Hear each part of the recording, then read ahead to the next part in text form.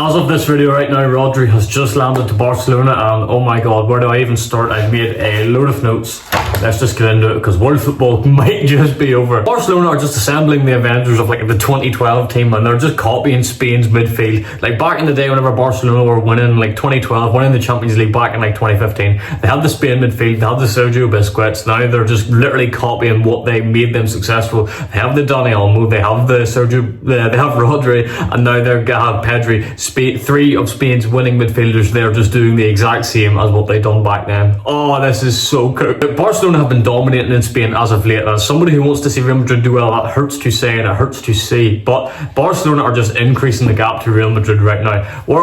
If you look at the Real Madrid team and if you look at the Real Madrid squad are very weak in midfield, and what have Barcelona just done? Strengthened an already amazing midfield. Like Barcelona were here midfield, Real Madrid midfield's here. Let's just brings Barcelona up to here. Oh, if the transfer window ends right now, Barcelona are favourites for the Champions League. No ifs, ands or buts. Genuinely, and that is crazy to say after PSG, how good this PSG team looks. I genuinely think this Barcelona team is phenomenal. And if adding Rodri, oh Jesus, Rodri has experience in this high-line system. So we've seen in the World Cup for the likes of Barcelona, like Rodri absolutely dominated in this midfield. If you actually watch the World Cup, so in the knockouts, if I remember correctly, Spain had Portugal. Rodri played phenomenal in that game, and then if you remember, like even towards the semi-final and the final, Rodri just being in the middle of the park, constantly giving you a pass, constantly giving you an option. So like playing a Barcelona football, the man it will just slot into this Barcelona team seamlessly. And it's not as if Spain have the best centre backs in the world. So like for example, if you look at Cabarsi is young. Cabarsi was prone to a mistake last season in La Liga. So bringing in Rodri, Cabarsi looks so good for this Spain team. If you're doing the exact same for Barcelona, this will constantly be providing an outlet, constantly providing a pass for Cabarsi,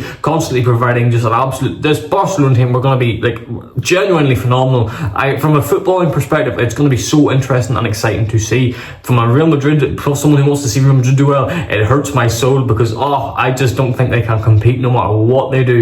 Real Madrid need to go and make a big signing, a big move in the midfield with only like 2 or 3 weeks left in this window, like a week or two before the season starts. This is scary times for Real Madrid. However, let's get back to Barcelona. So Barcelona have struggled in the Champions League, and this is their prime objective. They are now bored of winning in Spain. They want to go for this Champions League. They want to be the kings of world football again. Last time they did it was in 2015 whenever you had MSN. Now they are looking to do it with Rodri.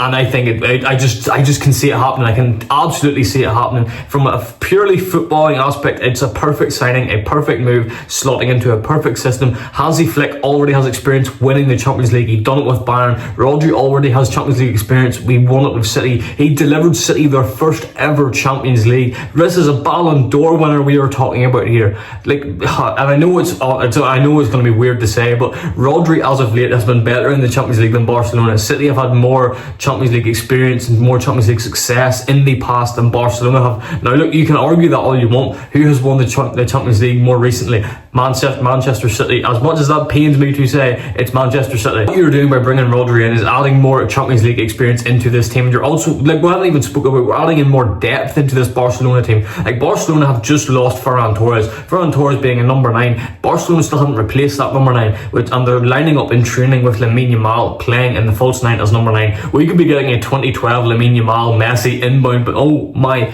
goodness gracious me, will Barcelona go out and sign a number 9? See if Barcelona go out and sign a Julian Alvarez or sign even they're linked to like a Luis Suarez as of recording this video from Sporting. I'm calling him Victor Gyökeres 2.0 from what I'm seeing out of Portugal. However, if Barcelona go out and sign a number 9 as well, this is cooked. But even if you have Lamine Yamal playing as number 9, this is going to be ferocious. This is just complete flashbacks to Sergio Busquets. Now, he was that anchor in midfield for Barcelona for so long. You're adding in Rodri, who is the best in the world at doing that role at this minute in time. It is Barcelona footballing heritage. Oh, I genuinely can't believe we have like a Sergio Busquets regen on our hands. We have a Sergio Busquets just absolute replacement. Barcelona are going to be phenomenal this season. From a footballing aspect, it's going to be so entertaining, so interesting to watch, especially in the big Champions League games. I can just just see Barcelona dominating the ball even more now, and they're just slowly but surely building an amazing team and building an amazing squad fit to win the Champions League. And what do you need to do that? You need more depth, in which they've done with the likes of Adeyemi, the likes of Gordon, to give Rafinha, to give Lamine Yamal more rest, and so they can play better in the times of need, in the more crucial games of the season, so they don't get suffered with injuries.